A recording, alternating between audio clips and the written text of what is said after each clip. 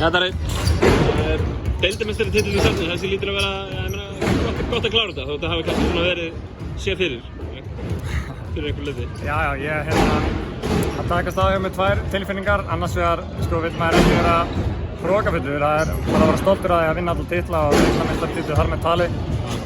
En það nokkuð ljóst að við ætlum að vinna bikar í apríl en ekki bara í mars. En ég meina, það hefur oft verið sagt að þetta sé erfiðasti titill til að vinna. Er það einhverju leyti satt? Já, ég ætla ekki að halda hérna og gera mikið úr deildarmeistaratitli út af því við unnum alls, sko. Við erum rosa ánægðir með það og þetta er svona testament til þess til þeirra vinnu og stöðuleika sem við höfum sýnt yfir tímabili.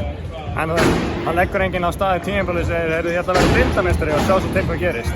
Þannig að við erum í þessu, þú veist, sem sigurverðandi sem við erum orðin til þess að vinna í apríl. 4-0 á móti KR í vetur, ég finna fyrir tímabilið, tvö bestu lið deildarinnar, svona umdeilanlega allavega. Þú myndir að vera sáttur með að ná að klára þessa leiki svona? Já, auðvitað og það situr manni efst í menni þessi eini sem við tökum.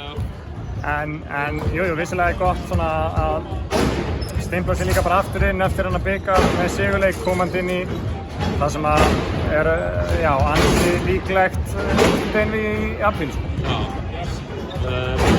Farið vantilega bara brettir í loka leikina samt, þannig að við vera konum með þetta? Já, ég meina við, þú veist, viljum líka svona karja eitthvað mótsjó inn í úrslitakefnina en... Farið ekki að tapa 4 í röð núna? Já, það er ekki planið alltaf hana. En að sama skapi þá mun maður alveg fara ekstra gætilega varðandi meiðsli og álag og annað slíkt. Þannig ég ætla svona að reyna að hafa heimild á sjálfum mér og halda fólki í vinna en alltaf svona 34-5 sko. Takk fyrir það.